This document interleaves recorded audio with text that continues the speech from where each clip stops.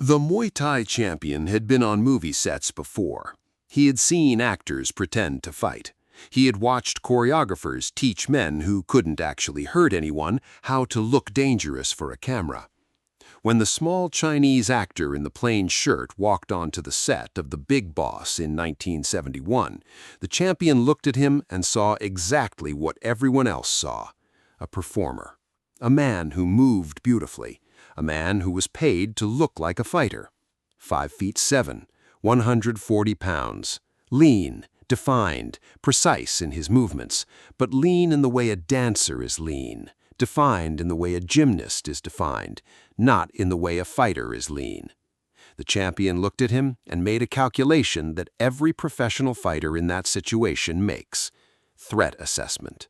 And the assessment came back low. He had no idea. Not yet. This is the story of what happened on a film set in Pak Chong, Thailand in the summer of 1971, and what it cost a Muay Thai champion to find out who Bruce Lee actually was.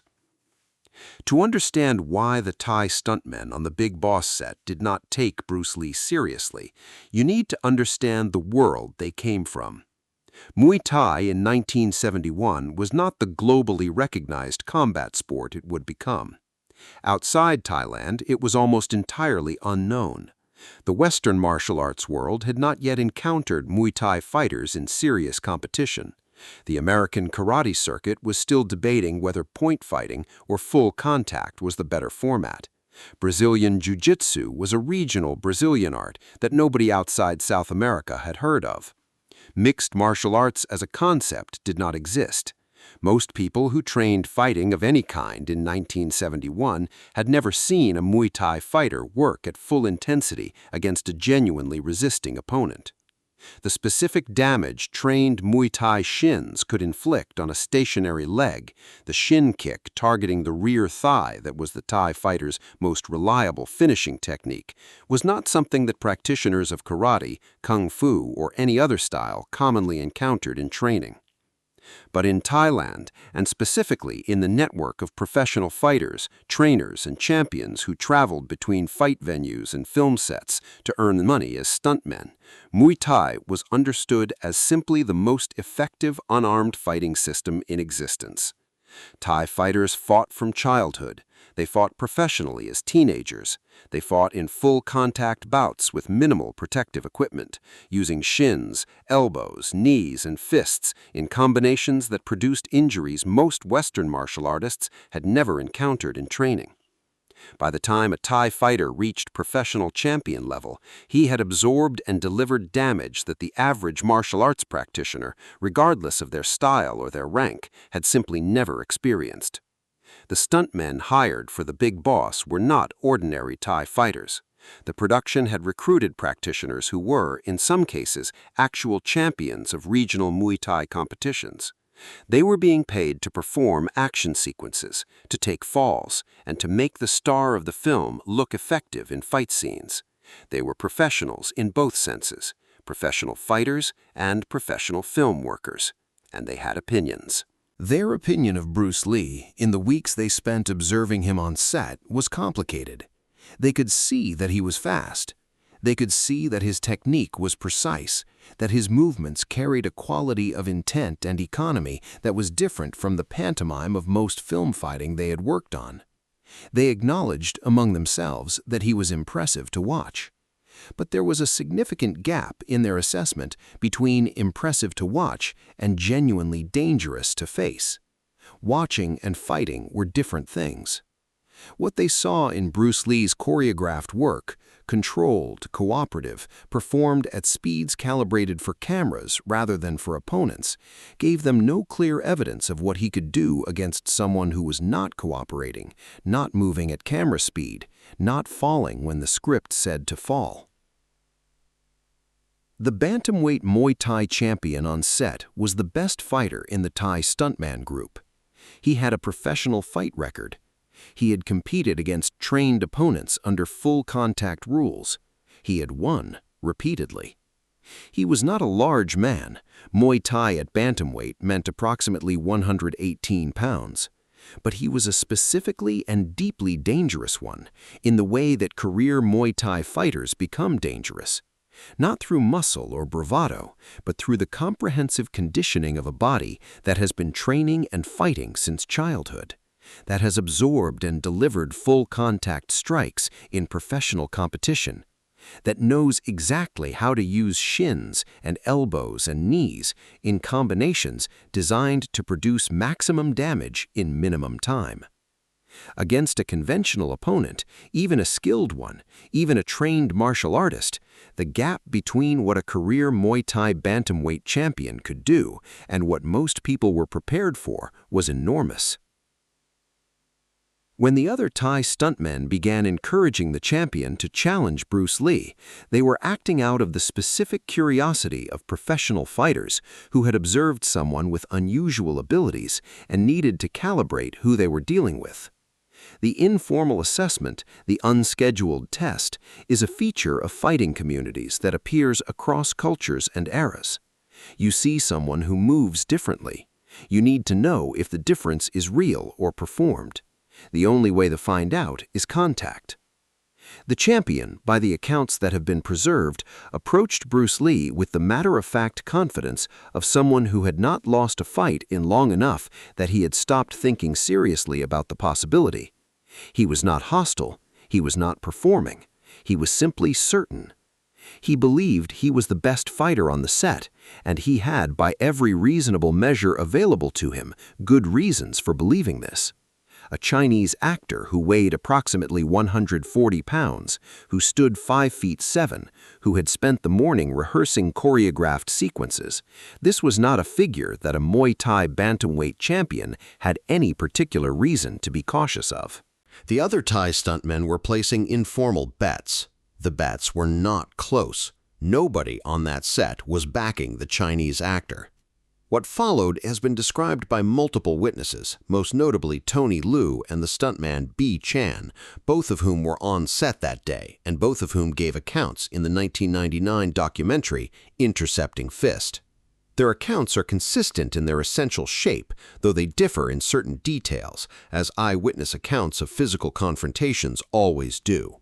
Bruce Lee, when the challenge was issued, did not hesitate. He did not negotiate. He did not perform any kind of ritual warm-up or preparation display.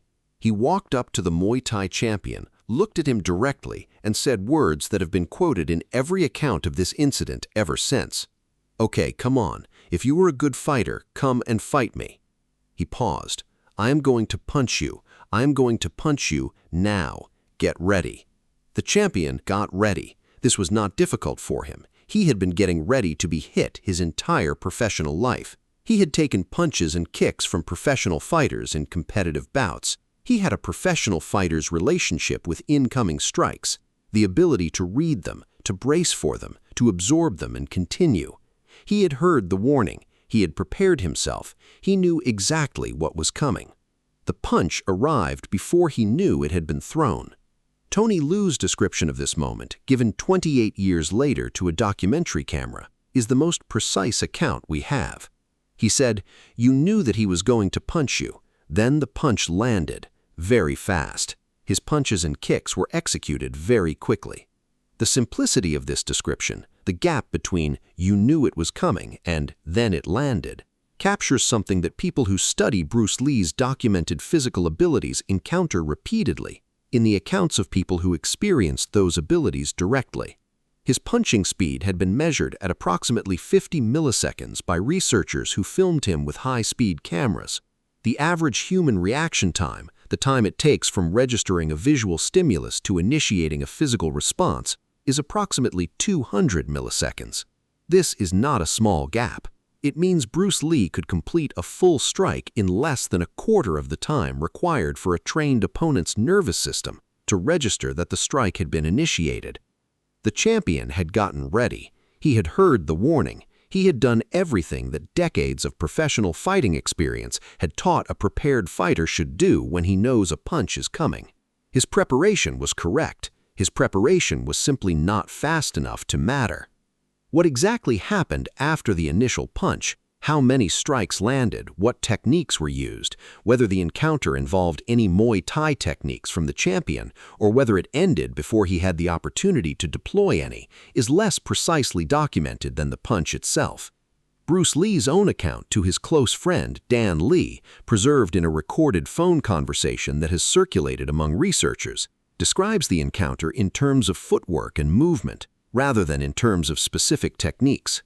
"They can do that when you are stationary," Bruce said, referring to the rear thigh kicks that were the Muay Thai champion's primary weapon, "but not when you are constantly moving. Man."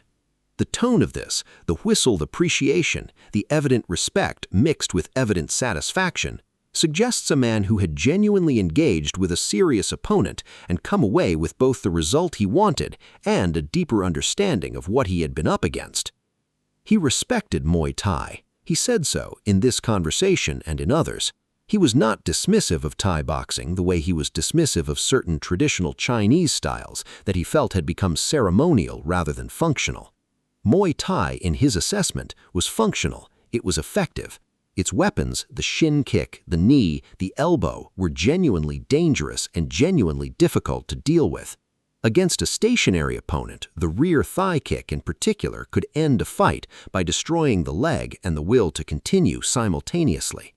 Bruce Lee's answer to this was not to develop a counter technique. It was to refuse to be stationary, to be water, to be something that the technique could not find to land on. The Thai stuntmen who had bet against him absorbed this information in the particular silence of people whose confidence has been removed too quickly to be replaced with anything else. Some of them, according to observers, did not immediately accept what they had seen. There are suggestions in the record that resentment competed with respect in the days that followed, that the set atmosphere between Bruce and the Thai crew remained complicated long after the afternoon of the challenge. But what is not disputed in any of the accounts is the core of what happened. A Muay Thai champion who had been entirely confident in his superiority over a man he understood as a film actor was, in the space of a few seconds, given direct and physical evidence that he had miscalculated. The miscalculation was not about Bruce Lee's heart or his commitment or his fighting spirit, qualities that are difficult to assess from watching choreographed film work. It was about his speed. Specifically, about the gap between the speed at which Bruce Lee could deliver a strike and the speed at which a trained professional fighter's nervous system could process and respond to incoming information. That gap was not trainable away. It was not a matter of technique or conditioning or experience. It was a matter of something in Bruce Lee's neurological and physical architecture that operated at a different level than the range that professional fighting experience had taught the champion to prepare for. He had prepared for what he knew. He encountered something outside what he knew. The encounter lasted as long as it took for that gap to assert itself. The Big Boss went on to become the highest-grossing film in Hong Kong history upon its release in 1971. It launched Bruce Lee into a level of Asian celebrity that dwarfed anything he had achieved in America. Overnight, he went from a relatively unknown figure outside martial arts circles to the most talked-about screen presence in the region. Fist of Fury, his second Golden Harvest film, broke the Big Boss's record. Way of the Dragon followed. And then Enter the Dragon, the Hollywood co-production that made him globally famous, which he completed in early 1973 and which was released 6 days after his death. All of that came after Pak Chong, after a film shoot that was, by most accounts, one of the more difficult professional experiences of his career. The conditions were primitive, the production was chaotic, the director, Lo Wei, was someone Bruce had no respect for and made little effort to conceal his feelings about, and the combination of Thai filming customs, people wandering on and off set, conversations continuing during takes, interruptions that would have been unthinkable on an American production, tested his patience in ways that several accounts describe as taking a genuine toll. But there was one afternoon on that set that did not test his patience. There was one afternoon that went exactly the way Bruce Lee's entire method was designed to make things go. Except for one afternoon, when the camera was not rolling, when a Muay Thai champion who had never lost a fight looked at a Chinese actor in a plain shirt and decided, based on reasonable evidence, based on professional experience, based on everything he had learned about fighting and fighters in years of competition, that he knew exactly what he was looking at. He found out very quickly that he did not. Everyone on that set did. The champion had been told the punch was coming. He had been warned. He had prepared himself as thoroughly as his training and his experience allowed. Bruce Lee had given him every advantage a fair warning could give. He had said the words clearly. He had been generous with his notice. And still, it was not enough. And that was the point. That had always been the point. Not that Bruce Lee was cruel, not that he wanted to humiliate anyone, not that he was trying to prove something to an audience. The point was that his system worked, that what he had built, from the fragments of Wing Chun that he had carried out of Hong Kong, from the boxing and wrestling and fencing he had absorbed in Seattle and Los Angeles, from the years of obsessive refinement that had produced Jeet Kune Do, worked against a professional fighter operating at full intensity in a real context. The warning was part of the demonstration. If you knew it was coming and still couldn't stop it, the demonstration was complete. If this story moved you, subscribe and hit the notification bell. Did you know this fight actually happened on the set of The Big Boss? Leave a comment and share this video with someone who thinks Muay Thai would have beaten Bruce Lee. Because one Muay Thai champion already found out the answer on a film set in Thailand in 1971, and he found out the hard way.